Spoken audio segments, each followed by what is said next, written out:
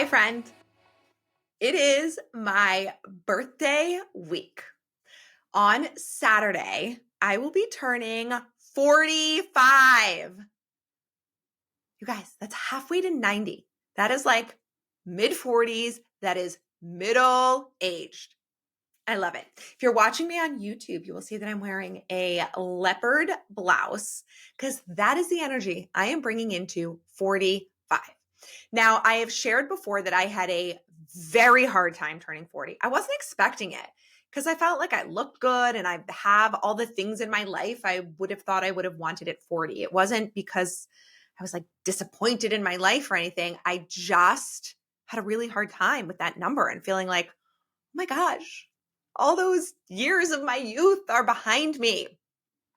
And there really was something about that number that was very triggering for me.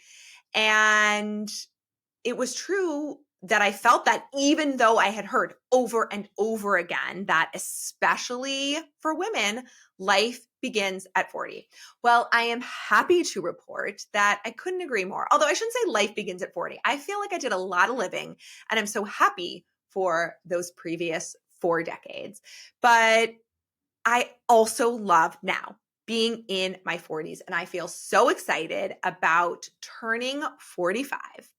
So I want to share with you 6 lessons that I would share with my younger self. So all of those who are younger, maybe see what resonates. Maybe you can try on a lesson or two. For those of you who are older, let me know if you agree with these, or also maybe if you want to try them on. Why 6? Well, because 45 was too many freaking lessons to write. And like any other number is just random. So here we are. We've landed on 6 lessons. Let's jump right in. Lesson number 1. My mom was right. I should always wear sunscreen. Wear your sunscreen. You know that you love being tan and you wear your tan well, but the older you get, the more you will want to be wrinkle-free, the more you will be bothered by your sunspots, the more youthful you will want to look. So use it every single day. Use your sunscreen every single day. And don't forget your neck and hands because nobody else will. So put on that sunscreen, stick with self-tanner every single time, and probably wear a hat too. Although we know it's like difficult with ruining the hair, but really truly wear the frickin' sunscreen all day, every day, a strong one with zinc. Just do it. Okay. Lesson number 2. The only person you have to worry about disappointing is yourself. Finally, you are liberated to embrace this and believe this. You finally realize when you hit 40 that you can't make everyone happy, despite your best intentions, despite how many times you are willing to compromise yourself, no matter how hard you are willing to bend over backwards. You can't make every single person happy because there will be some people that want you to do this thing exactly this way, and there will be people that want you to do it the exact opposite way, and you can't do it both ways. So you will literally not make everyone happy. There will always be people who are disappointed in you. So you might as well focus on not disappointing yourself. This is a hard-earned lesson. I wish you knew it earlier, girly, but you didn't. But at least you finally realize it now. The only person you have to worry about disappointing is yourself. Don't do it anymore. You've done it for decades. Now focus on making yourself happy because then you know everyone around you will be happy. Now, sure, take feedback and see if there is something you want to change about yourself or about your choices, or decide that your decision was the right one. By choosing to not disappoint ourselves, it doesn't mean we are blocking out everything that everyone around us has to say. It's just that we will take their feedback objectively and with a grain of salt, and we will see, does this resonate with me or does it not? Because at the end of the day, you can no longer live a life where you are disappointing yourself. If you focus on not compromising yourself and making yourself happy, you will build a life that is full of so much happiness that it really doesn't matter how much anyone else around you wants to judge you. Lesson number 3. This is still a hard one for me. Stop waiting to be cured of anxiety. The belief that one day you'll be free from anxiety gives you hope in your dark moments, and hope is so powerful, but it has also held you back. You've done a really, really great job doing big things despite being anxious about them. But how many bigger, bolder things would you have done if you weren't waiting to not feel anxious about them? Now, you'll get better at being brave. You'll get stronger at overcoming your fear, but your anxiety will never go away completely. So continue to take big, bold, and brave action despite feeling anxious. You get one shot at this life. You want it to be as big and bold as you've dreamed it to be. And you might just be doing that with a little side of anxiety forevermore, but you can do it. Lesson number 4, protect your energy. There are people in your life who nourish you and feed you energetically, and there are those that deplete you. And sadly, some of those that deplete you are the people that in past seasons of your life have meant so much to you. They've been so, so important. But in this season of your life, they are depleting you of energy. They're robbing you of time. They're robbing you of the ability to be present with the people in your life who you really want to be present for, your hubby and your kids and yourself. You don't owe anyone anything in your life. So don't apologize for distancing yourself from those who don't nourish you and don't feed you energetically. This is another hard one. All of these are hard. That's why it took you 45 years to learn them. But this is a big one. You really have to protect your energy. You deserve to protect your energy.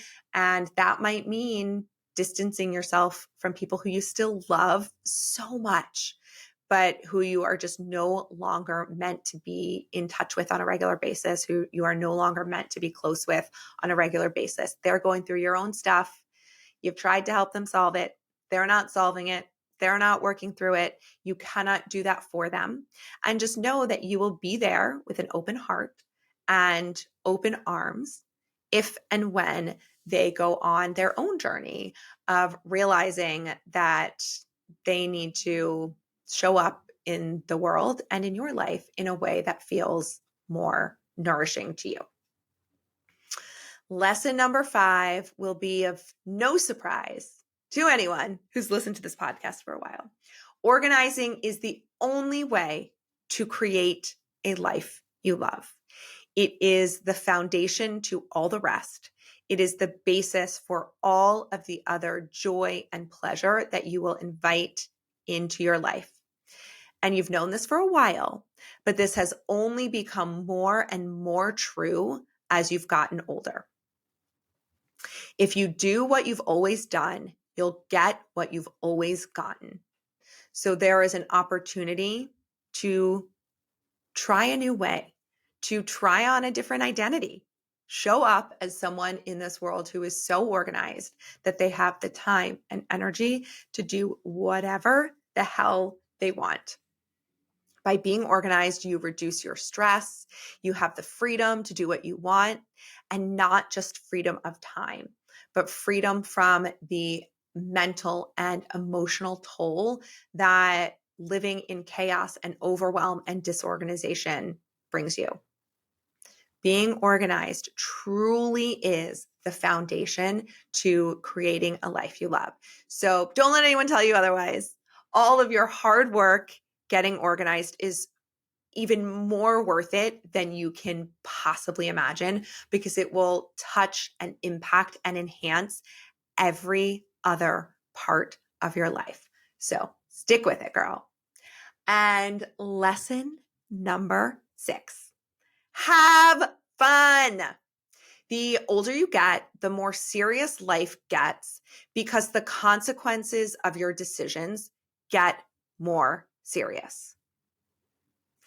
It gets harder to take yourself less seriously, even though you have greater perspective. That's the rub. You have perspective on not sweating the small stuff, right? And on what stuff is the small stuff. So you have that great perspective. So you no longer stress about the little things.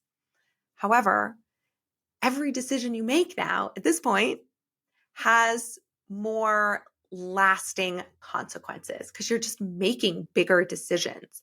And don't lose the fun in those decisions. Don't lose the fun in life. You used to be so fun all the time, and then life made you a little serious. And this journey that you've been on for these past several years of reclaiming your fun has really worked, and lean into it even more.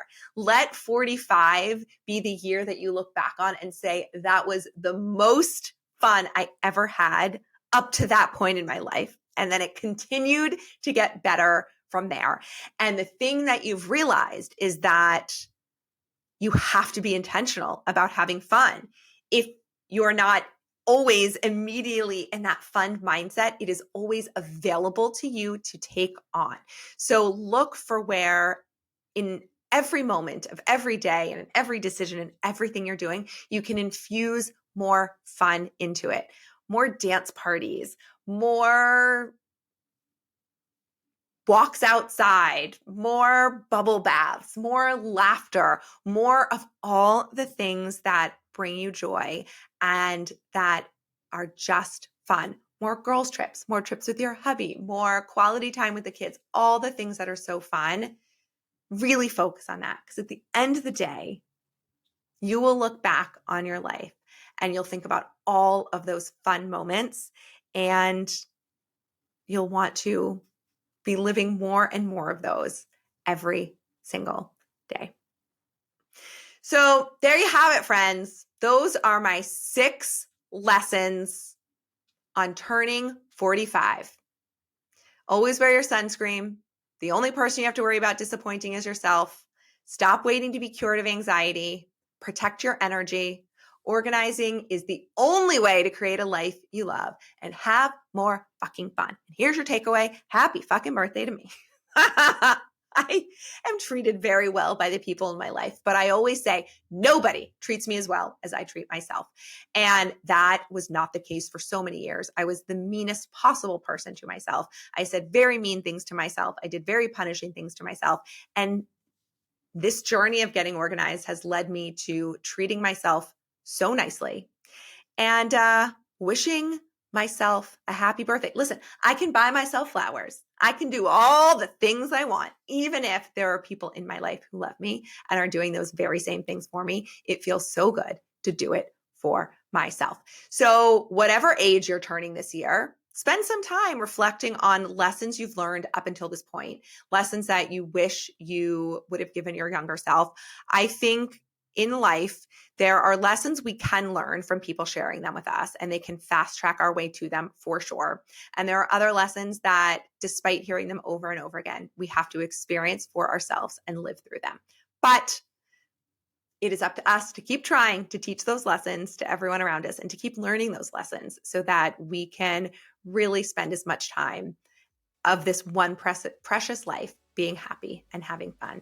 So I hope you have an amazing day. And if you see me on the internet, feel free to wish me a happy birthday on Saturday.